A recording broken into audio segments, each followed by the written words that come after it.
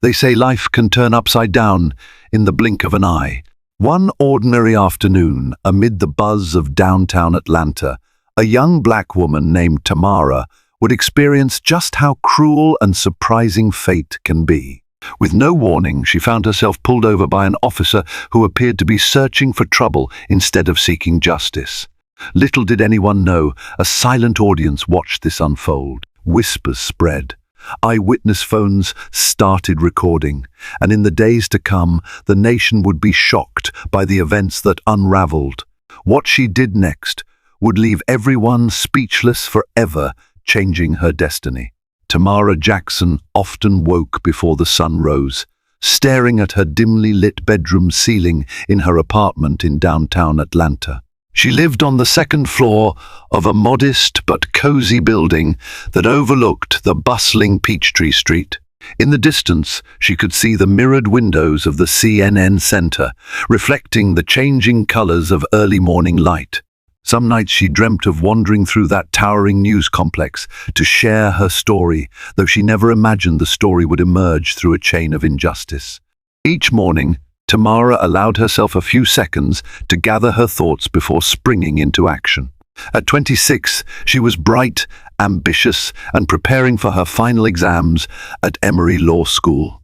She'd grown up in a tight-knit family in Savannah, where education was prized.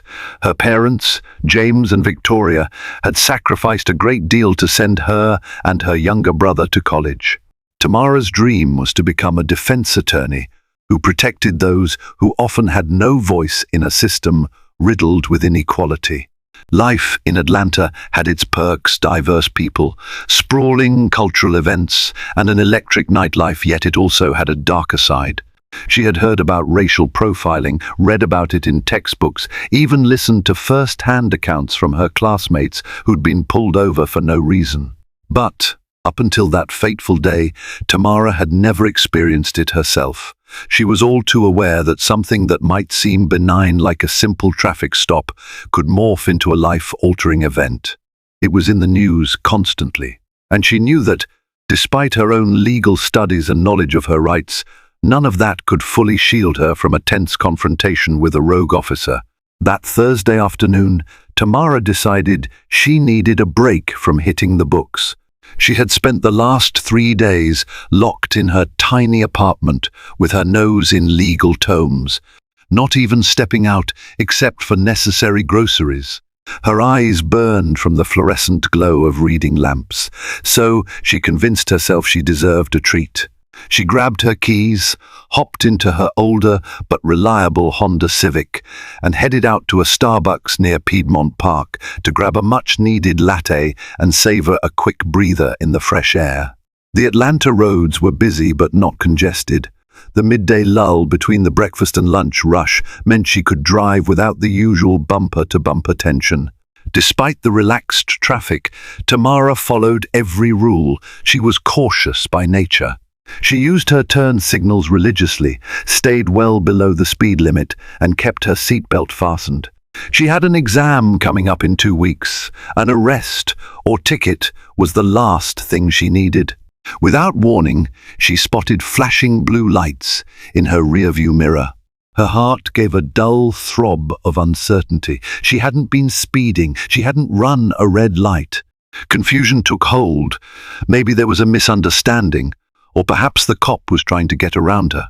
She signaled, moved to the right lane, and waited for the patrol car to pass. Instead, it followed, pushing her to pull over onto the side of the road.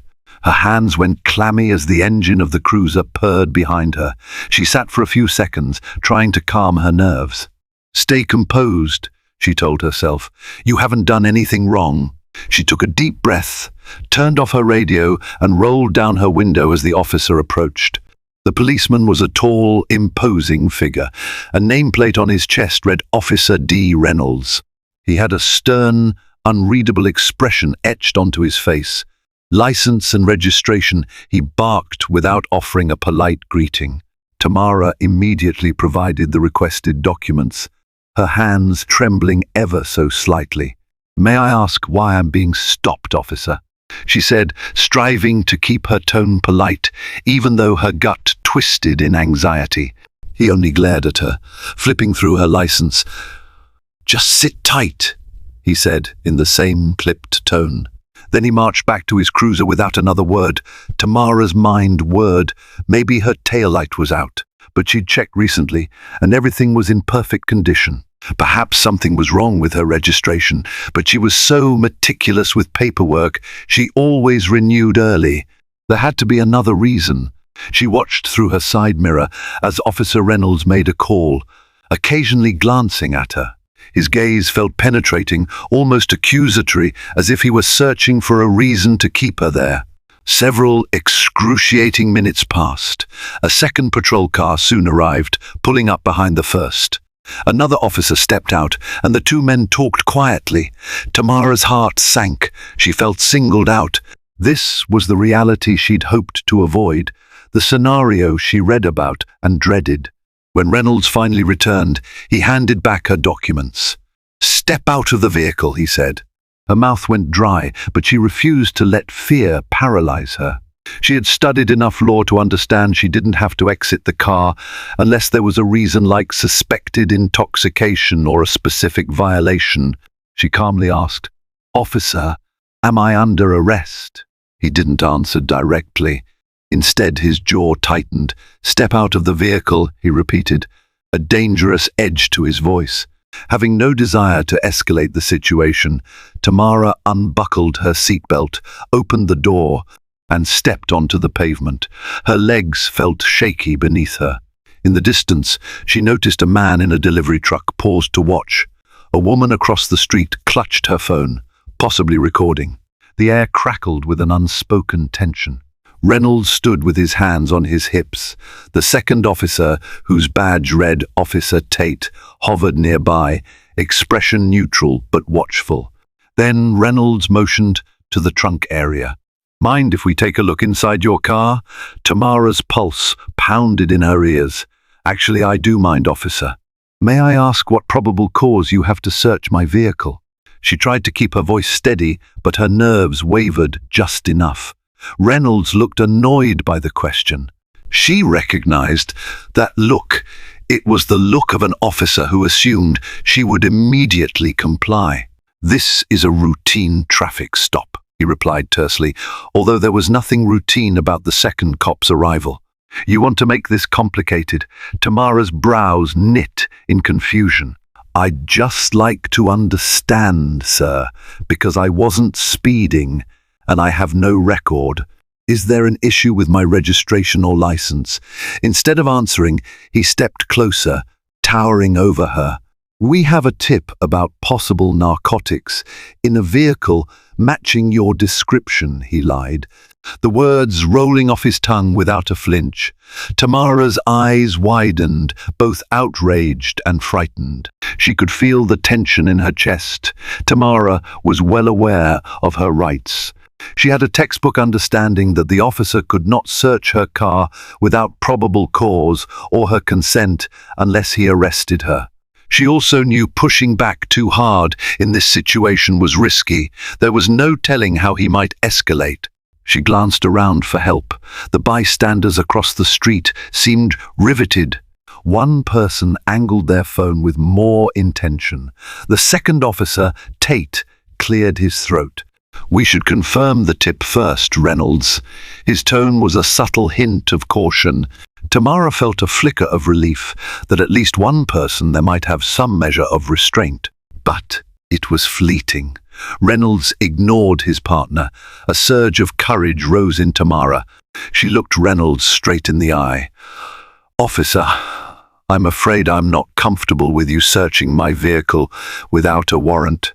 If you have a legitimate reason, then please, let's handle it properly. Otherwise, I'd like to be on my way." Reynolds's face flushed with a mixture of anger and surprise. He clearly wasn't used to pushback. "Are you refusing a lawful order?" She took a deep breath. "I'm not refusing a lawful order. I am, however, refusing an unlawful search of my property." Her tone was gentle but firm. He let out a low chuckle, as though she'd just told him an off-color joke. "We'll see about that," he hissed. Turning to Officer Tate, "Help me search the trunk." That was the moment Tamara's heart nearly leaped from her chest. She expected Tate to comply, but he hesitated. That hesitation said volumes. Reynolds whipped around, noticing Tate's reluctance. "Come on," he barked. "We got a tip. She matches the description." Tate squared his shoulders. "What description, exactly?" The call said it was a red SUV. "This is a silver Honda sedan, boss. Could be a mistake." Reynolds's nostrils flared. A tense silence fell over the scene. Tamara felt a swirl of gratitude toward Tate, and at the same time, a stark fear that Reynolds might lash out at both of them. The onlookers across the street had multiplied. Cameras were out, capturing every second. Reynolds turned sharply on Tamara. "If you have nothing to hide, you shouldn't worry about a quick search." She mustered all her poise. "Officer, respectfully, that's not the law. I know my rights." She swallowed the lump in her throat. "And if you choose to disregard them, then I'd like your badge number and the number for your supervising officer." Her words were calm, but inside she was shaking. She knew she was walking a tightrope. She remembered horror stories of stops like these, turning violent on a whim. But she'd come too far in her life to let fear overshadow her dignity. Reynolds took another step forward, his posture threatening. "Are you giving me attitude, Miss Jackson?" Tamara quickly realized he'd read her name from her license. There was venom in how he said it. "No, sir," she replied, refusing to waver in her tone. "I'm just standing up for my rights." At that moment, a new figure entered the frame, quite literally stepped into the shaky phone cameras that were now pointed in every direction. A slim woman in a navy blue suit, hair pulled back in a tight bun, approached from the sidewalk. She held out a business card. "Excuse me," she said in a calm, professional voice. "My name is Monica Givens, and I'm an attorney." She flashed a quick smile at Tamara before turning her gaze on Officer Reynolds. "I observed the interaction from across the street. May I ask why you've detained this woman?" Reynolds threw his hands up in frustration. "Look, lady, this doesn't concern you. Step back." But Miss Givens stood her ground. "As a concerned citizen and attorney, I believe I have the right to ensure Miss Jackson's rights are being respected. If there's been a legitimate traffic violation, that's one thing. However, I haven't heard any reason for this prolonged detention aside from an unverified tip about a completely different type of vehicle." Reynolds's eyes flickered with a mix of anger and apprehension. He seemed to realize cameras were rolling. People were no longer just curious bystanders. They were forming a small crowd, drawn by the confrontation. Some shouted words of encouragement to Tamara, others simply watched, transfixed. Officer Tate finally interjected in a measured tone, "Reynolds, maybe we should..." But Reynolds cut him off. He turned on his heel and marched to the driver's seat of Tamara's car. Before anyone could stop him, he yanked the door open and leaned inside to pop the trunk release. Gasps rose from the crowd. Tamara's eyes flew wide. "Hey!" she exclaimed, stepping forward. "Miss..." Givens quickly grabbed Tamara's arm, gently pulling her back as a silent caution. Within seconds, Reynolds had the trunk open. He rummaged through it with an air of practiced aggression. Tamara's neatly folded gym clothes, old textbooks, and an emergency roadside kit were tossed aside. The spectacle was humiliating, invasive. She felt her cheeks grow hot with anger, but she forced herself to stay calm, knowing how easily this could escalate. Officer Tate grimaced, but stood off to the side, apparently powerless or unwilling to challenge his senior partner in front of everyone. Givens, however, stepped closer, phone held high. "Officer, you need a warrant for that search," she said, raising her voice so the phone camera and the entire crowd could hear. "You do not have probable cause." Reynolds ignored her. He finished rifling through Tamara's trunk, slammed it shut, then proceeded to check the back seat. There was nothing to find. Tamara didn't keep anything questionable in her car. Yet the sense of violation clung to the air. The humiliation crept over Tamara like a thick fog.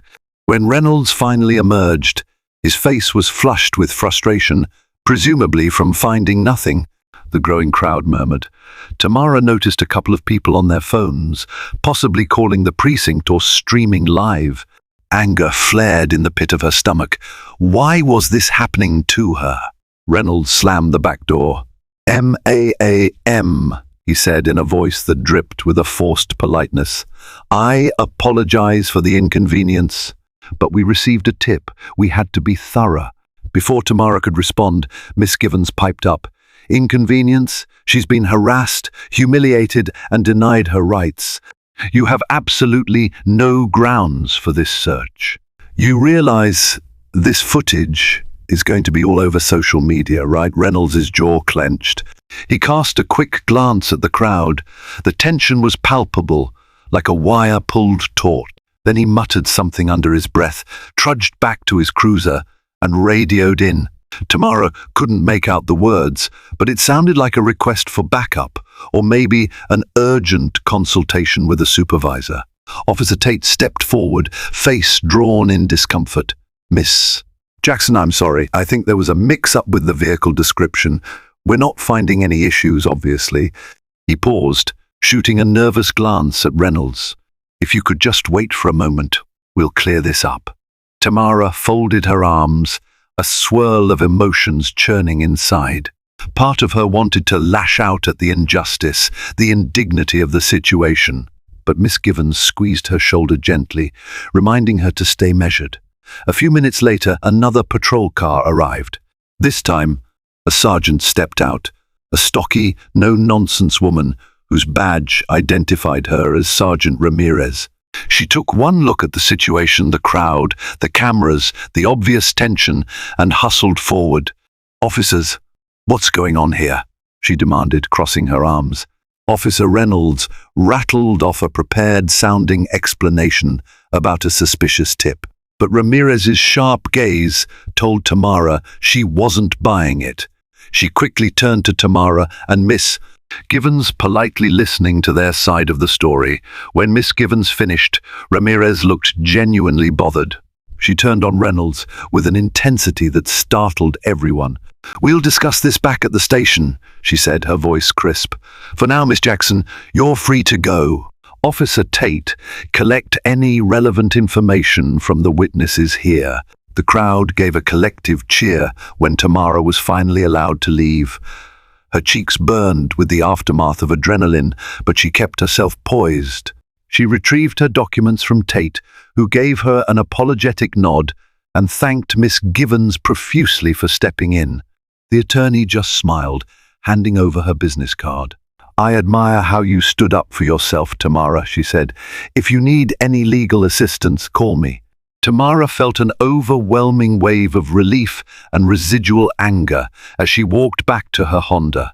She glanced at the time. 40 minutes had passed since the initial stop. 40 minutes of fear, humiliation, and frustration, all because a cop chose to abuse his power. If the cameras hadn't been there, if Miss Givens hadn't intervened, who knows what might have happened? Little did Tamara realize that this confrontation was just the beginning of a much larger, more complicated ordeal. She drove away, expecting her life to return to normal once the adrenaline wore off. But fate had other plans. That evening, after calling her parents to assure them she was safe, Tamara hesitantly opened Facebook. The first thing she saw was a local Atlanta community page with a post titled, "Cop Harasses Black Woman for No Reason." Her heart skipped a beat. The post contained a short video clip recorded by one of the bystanders. It showed Officer Reynolds pulling her over, rummaging through her car, and Miss Givens stepping in. The footage ended with Sergeant Ramirez arriving. Within hours, it had been shared thousands of times, with comments pouring in from across the state and soon the country. She scrolled through the comments, and they ranged from supportive to hateful. Some people were outraged by the obvious racial profiling, praising Tamara for asserting her rights. Others tried to defend the officer, claiming there must have been more to the story. Her phone buzzed incessantly with messages from old friends, acquaintances, even random strangers. She felt her life was suddenly under a microscope. To make matters worse, the next day, a local news station, WSB-TV, picked up the story. They ran a short segment featuring the cell phone footage. They also reached out to the Atlanta Police Department for comment, but the APD released only a boilerplate statement about investigating the matter. Tamara was torn about how to respond. Part of her wanted to fade into the background, focus on her exam prep, and let the media storm pass. Another part of her, the future lawyer with a fierce sense of justice, wanted to stand up and speak out. She found guidance in Miss Givens, who reached out after seeing the viral video. Tamara, Miss Givens said over the phone, "This can't be brushed aside. Officer Reynolds clearly violated your rights. If we don't hold him accountable, he might do this again to someone less prepared than you." Tamara understood the logic, yet she hesitated. She was about to graduate law school. A legal battle with the police could complicate her future, overshadow her initial career steps. But Miss Givens assured her there would be no regrets in seeking justice. Within a week, Tamara and Miss Givens filed a formal complaint against Officer Reynolds.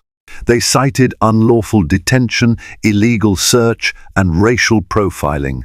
The news spread rapidly. The APD, under intense public scrutiny, announced that Officer Reynolds had been placed under internal review. Meanwhile, social media continued to explode with debates, think pieces, and commentary about Tamara's ordeal. In the midst of the swirling chaos, Tamara tried to maintain her composure. She studied diligently for her upcoming exams, refusing to let the stress derail her. Yet she couldn't ignore the countless interview requests from local and national outlets. She declined most, except for one station that Miss Givens recommended. It was an opportunity to clarify her perspective rather than let others control the narrative. On the day of the interview, Tamara dressed in a simple navy blue suit, hair neatly styled. The lights of the studio felt harsh, the cameras intrusive, but she reminded herself why she was there. The interviewer greeted her politely, then jumped straight to the heart of the matter. "Tamara, can you walk us through what happened when you were pulled over?" Her voice was steady as she recounted the events, her confusion at the stop, her refusal to consent to an unlawful search, and her relief that bystanders filmed the incident. "I knew my rights," she concluded, "and I was determined not to let intimidation silence me." The interviewer shifted. Tamara's nostrils flared ever so slightly, but she maintained her calm. "I'd consider that, but the tip was for a red SUV, not a silver sedan. More importantly, once it was clear I was innocent, the situation should have de-escalated. Instead, it escalated. I was searched, intimidated, and humiliated." The interviewer nodded, grim. "What do you hope comes from filing a complaint?" Tamara's eyes flickered with determination. "I want accountability. I want reforms that make sure no one else has to go through this. And I want every black woman or any person who's targeted because of their race to feel safe on our streets." The segment ended, and Tamara returned home feeling a mix of relief and anxiety. That night, the full interview aired, generating even more dialogue. Hashtags sprouted up on social media, calling for disciplinary action against Officer Reynolds. Nationwide, people followed her story, sending messages of solidarity. Meanwhile, Officer Reynolds had retreated into silence. He refused interviews, although rumors swirled that he had a history of aggressive conduct. Certain community activists and local reporters dug deeper. They discovered at least 3 prior complaints lodged against him, complaints that had been quietly swept under the rug. The revelations fueled a public outcry. The APD's internal review dragged on for weeks. Tamara's law exams also loomed. Stress threatened to consume her, but she soldiered on, leaning on Miss Givens, her parents, and a close circle of friends for support. On nights when anxiety spiked, she reminded herself of the bigger picture. Real change, real justice, often came through personal sacrifice. One afternoon, in the thick of exam preparation, Tamara's phone lit up with a text from Miss Givens. He's been suspended without pay pending the investigation. Let's meet tomorrow to discuss next steps. The news sent a surge of relief through Tamara. She met Miss Givens in a bright, modern cafe near Emory University. Over steaming cups of coffee, Miss Givens explained that the complaint had gained serious traction. They're concerned about a lawsuit, especially since you have so much public support. She said, "It looks like they want to offer a settlement to keep this out of court." Tamara pursed her lips. A settlement might help cover any legal fees and possibly reflect an admission of wrongdoing, but she also wanted to ensure Reynolds faced consequences. "Does a settlement guarantee disciplinary action against him?" she asked. Miss Givens sighed. "Not necessarily. That's under the department's purview, but we can push for it as part of the negotiations." They spent the rest of the meeting discussing legal strategy, the possibility of a civil suit, and the broader implications for policing policies. Tamara felt a pit in her stomach at the idea of a drawn-out court battle, but she knew that if she walked away now, the system might continue to protect officers like Reynolds. Days turned into weeks. Tamara sat for her final exams, poured her heart into every essay and multiple-choice question. She emerged from the tests both drained and victorious, certain that she'd done well. She was on the precipice of achieving her lifelong dream of becoming a lawyer, but she was also in the midst of a fight that tested her courage on a level she never anticipated. Then, on a humid afternoon in late May, Tamara received a call from Sergeant Ramirez herself. The sergeant's voice was formal, carefully measured. "Mishad, Jackson, I wanted to inform you that the investigation has concluded. Officer Reynolds violated departmental policy and will face disciplinary action. The final determination is a 6-month suspension without pay, mandatory retraining, and a permanent mark on his record. Our department is prepared to issue a formal apology and a settlement for the distress caused." Tamara closed her eyes, letting out a long, slow breath. 6 months without pay seemed lenient, but it was a start. "Thank you for letting me know," she replied. She wondered if that was truly justice, but she also felt a surge of validation. By standing up for her rights, by refusing to be cowed, she'd forced a department to hold someone accountable. News of the suspension spread quickly. Social media buzzed again, with many praising Tamara for her perseverance. A few critics complained it was too harsh a punishment, but the majority recognized it as overdue accountability for an officer who had repeatedly misused his power. In the aftermath, Tamara prepared to appear before the cameras once more this time to address the outcome. She stood on the steps of the Fulton County Courthouse, Miss Givens at her side. A small crowd of supporters gathered. She felt the weight of the city's gaze upon her, and she realized her story had become bigger than just her own.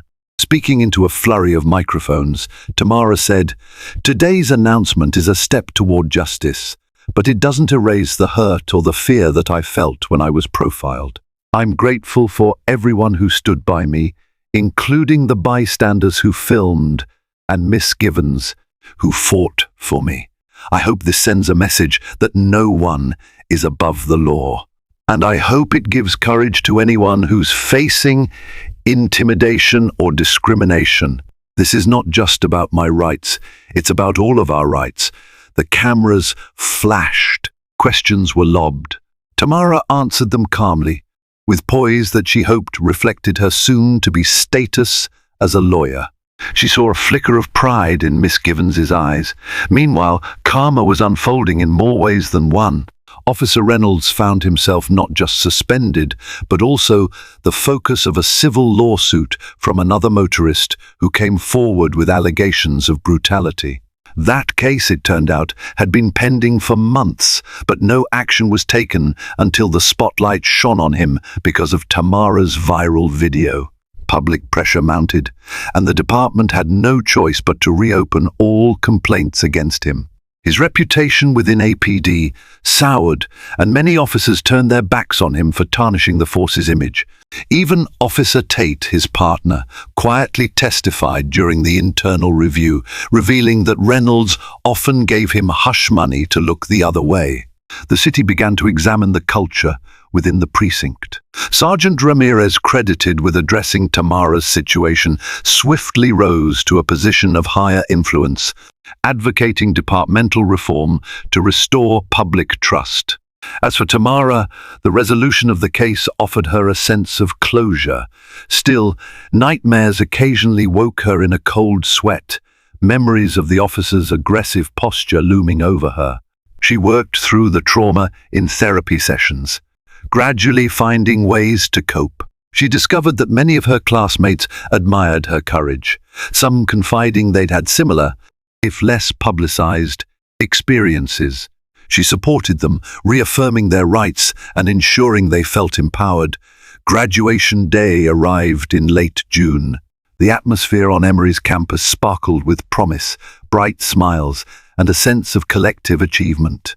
As Tamara stood in her black cap and gown, the weight of the last few months pressed on her heart. She spotted her family in the crowd, her mother with tears in her eyes, her father with a smile that spoke volumes of pride, and her brother cheering her name. When she walked across the stage to receive her diploma, a standing ovation erupted not just from her family, but from classmates who knew her ordeal. She blinked back tears, overwhelmed by gratitude, relief, and the profound sense that life can shift on a dime, yet resilience can build from the harshest of trials. That evening, she attended a small celebration with close friends.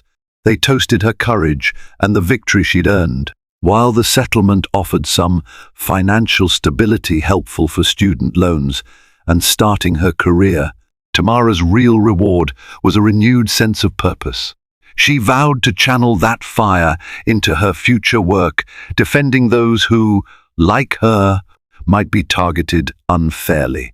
In the following weeks, she joined Miss Givens's law firm as an intern, with the promise of a full-time position once she passed the bar exam. They concentrated on civil rights cases, including a handful sparked by revelations about Officer Reynolds. Tamara's name carried weight. People sought her out, trusting she would understand their plight. One day, Miss Givens and Tamara found themselves in the same cafe where they'd previously discussed settlement strategies. "We've been receiving calls non-stop," Miss Givens remarked with a wry grin. "You ready for this, Tamara? You might never have a quiet moment in your career again." Tamara smiled. "Bring it on," she said, sipping her coffee. But the real surprise came a month later when she was invited to speak at a community event hosted by a local civil rights organization. She prepared a thoughtful speech, focusing on her personal experience and the broader issue of systemic inequality. The night of the event, a packed auditorium greeted her. Everyone fell silent as she approached the podium. Her voice rang out, clear and strong. "When that officer pulled me over, I felt powerless. But knowledge of my rights gave me strength, and the community that stood beside me gave me courage. Our community must stand together. These issues don't just vanish with a single complaint. We must remain vigilant, pushing for transparency, accountability, and real reform in law enforcement. And to any young person watching, know your rights, but don't let fear stop you from demanding respect." The crowd erupted in applause. Tamara saw faces from every walk of life, young students, older activists, fellow lawyers, and even off-duty police officers who believed in justice. In that moment, she felt the ripple of change that one voice can spark when it refuses to be silenced. During the reception afterward, a young black girl shyly approached her. "I want to be a lawyer one day, like you, so I can help people," she said softly, eyes shining with admiration. Tamara knelt down, meeting the girl's gaze. You can absolutely do that, and so much more, she said. Never forget that your voice matters. With that, Tamara realized how one unjust traffic stop had transformed her life. What began as a terrifying encounter sparked a movement in the community, a re-evaluation of policing practices, and an undeniable shift in her own path. She was no longer simply a soon-to-be lawyer. She had become a symbol of resilience, an advocate for accountability and a voice for those too afraid to speak. Yet fate wasn't done surprising her. As she left the auditorium that evening, Miss Givens handed her an envelope with a conspiratorial smile. Inside was a letter from a prestigious national civil rights organization inviting her to join their upcoming fellowship program. Your story has reached people you'd never expect, Miss Givens murmured. Tamara stared at the letter, her heart pounding with wonder. She remembered the day she was pulled over, the sense of dread, the feeling of being cornered. Now that memory fueled her resolve to seize this new opportunity to create lasting change on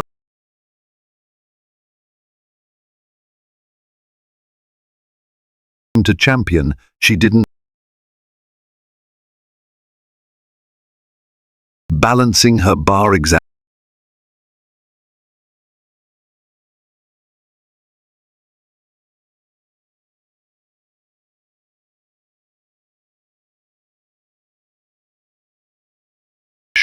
When she was officially accepted into the fellowship, she allowed herself a moment to cry tears of joy.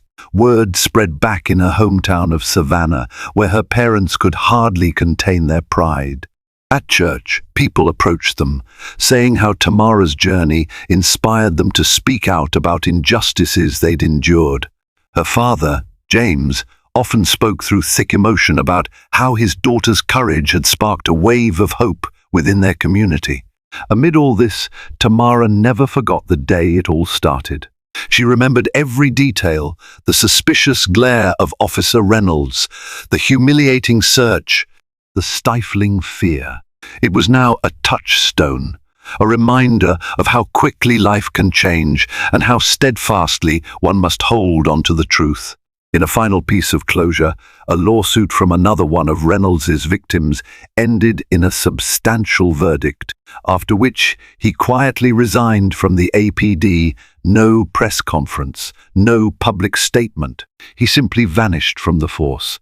The news gave Tamara an odd sense of relief. Justice had arrived maybe too late for those he'd harmed before her, but it had arrived nonetheless. The city moved forward, forging new policies on bias training, body camera usage, and stricter oversight of complaints.